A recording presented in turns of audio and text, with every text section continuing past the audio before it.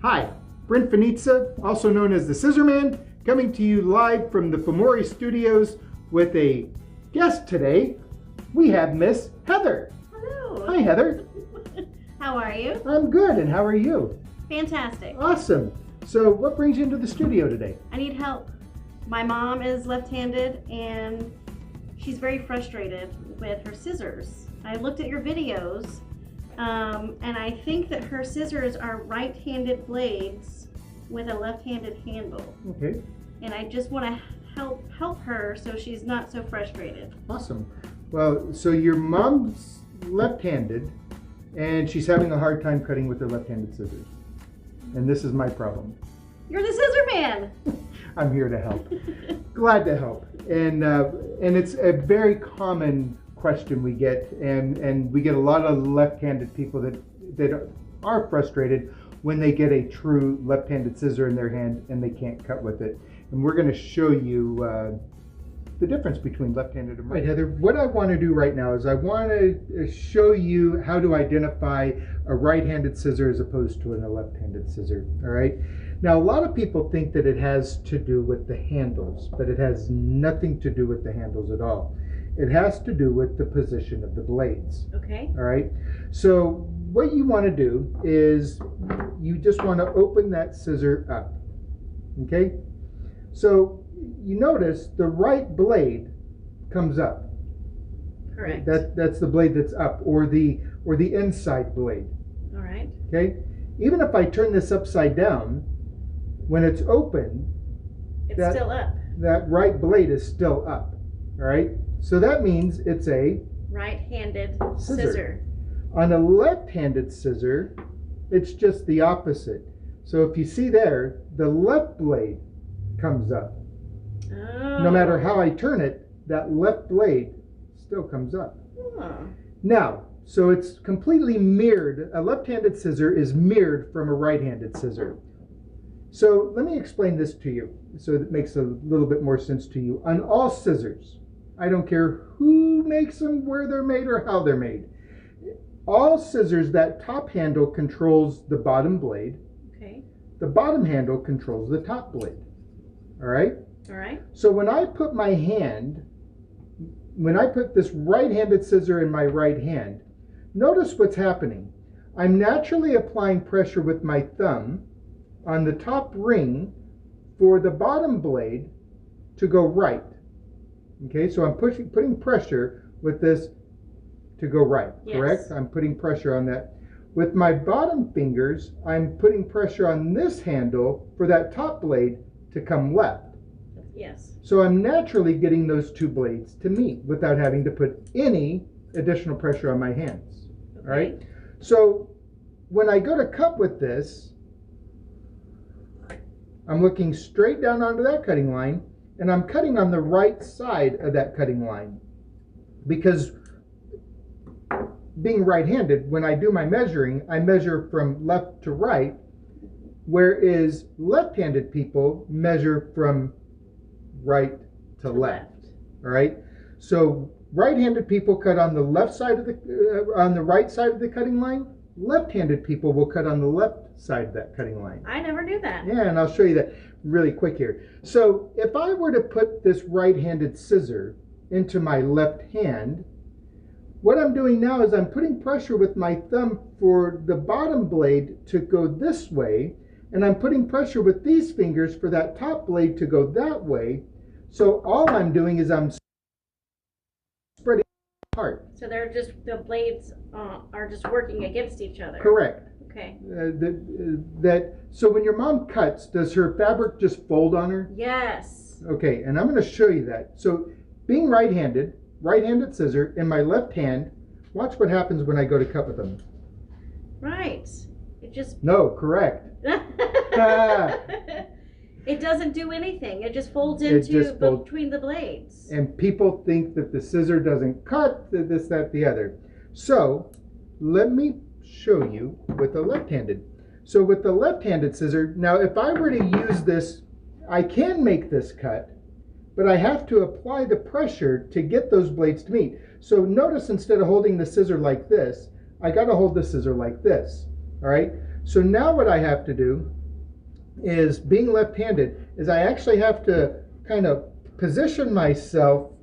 This is difficult. Position myself where my body's over here and my hand is over here to get it to cut. And I can get it to cut, but if you do a lot of cutting this way, I'm going to show you what happens. It's really a pain because you get indentations in your thumb and in your finger. It just hurts. She does say that her hands hurt a lot from sewing Yeah. because she doesn't have the right scissors. Well, we're gonna make your mom's sewing so much more comfortable. All right, so here we are with the left-handed scissor. All right, so as you can see, I'm not having to manipulate, and I'm holding this scissor really relaxing. I'm not putting any tension on this whatsoever. But I know it's a left-handed scissor because that left blade comes up, and look at what happens. When I go to cut with this scissor, I'm looking straight down on that left side of the cutting line and making it. That is Right? that is so neat. So if I put this in my right hand, guess what's going to happen? Oh, it folds. It just folds. So here's what I want you to do, because a lot of left-handed people out there have right-handed scissors, but they have a left-handed handle either molded or welded to it. It's still a right-handed scissor, all right? So what I want your mom to do is I want her to use her left-handed scissor, all right? And if she's going along and she's cutting, and then all of a sudden the scissor doesn't, well, I can't get it not to cut. If the scissor just quits cutting, what I want her to do is I want her to take a deep breath. Relax your hand, because sewers have taught themselves, again, how to make a right-handed scissor and their left hand cut by applying that pressure to their hand. Yeah, a lot of pressure. A lot of pressure. So relax the hand. You don't need to put any pressure on your hand to get a true left-handed scissor to work in your left hand. All you have to do is just relaxingly close the scissor onto the fabric. So if it does start to bind up on her, just take a deep breath, relax that hand, and I mean, here's even just 2 fingers. It's almost like she has to retrain her thought process on how to cut with her left hand because she's been cutting with the wrong kind of scissors. So it is a neurological fire from the brain to the hand. I've asked neurologists about this at some of our quilting shows. You know, why is it so difficult for a left-handed person that's used right-handed scissors their entire life to switch to a left-handed scissor? And it's that neurological fire from the brain to the hand that they just make that quick. But the cool thing of it is she can train herself. Now for sewing, it's not a big issue, because in sewing, most sewing patterns have a 1/4 inch seam allowance. Okay. But some of these quilting patterns are so precise that even a fraction of an inch, I mean, that difference of cutting on the left side or the right side of that cutting line can make all the difference in the world in a quilting pattern. That's right. So get some scrap fabric and just have her start practicing, and she's going to love her sewing her projects again. Now, quick question, Heather, does your mom applique?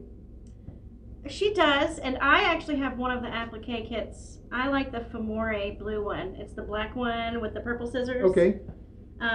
That's my favorite one. So really quick, the duckbill applique scissor, a lot of left-handed people would take a right-handed duckbill and turn it upside down to get it to cut. All right. So a right-handed duckbill applique scissor, the duckbill is on the right side. Okay. Okay. On a left-handed duckbill applique scissor, the duckbill is on the left side. But just by turning it upside down doesn't make it left or right because of the blade position. All right. So here we have a left-handed duckbill applique scissor. I'm going to try to use it with my right hand. It just folds. It just folds. But if I apply the pressure with my fingers, I can get it to cut. So putting it in your left hand, again, relaxing the hand. Now, does the duckbill go on the top or the bottom? You know, that is a good question, and that's for another visit when you come. We're running out of time today, but the next time you come in, and the true answer is, it's whatever is really most comfortable for you. But I will say that the duckbill part of the blade goes on the bottom, and the straight blade goes on top. Most educators that I talk to, that's how they do it. Now, I kind of do it sometimes opposite, where I'll put the straight blade on the bottom and the duckbill on top, but it's whatever's more comfortable for her. Okay. All right. So, Heather, have I answered your questions? I think it's great, and Yeah. I'm excited to have some homework with my mom. Cool. Oh, thank you And so much. for those of you that are watching, if you do have any other questions about your left-handed, right-handed scissors, or if you're having issues with them, don't hesitate to give us a call, email us. We're here to help, and watch these videos. And if you do find that you're having issues with your left-handed scissors, again, just take a really big, deep breath.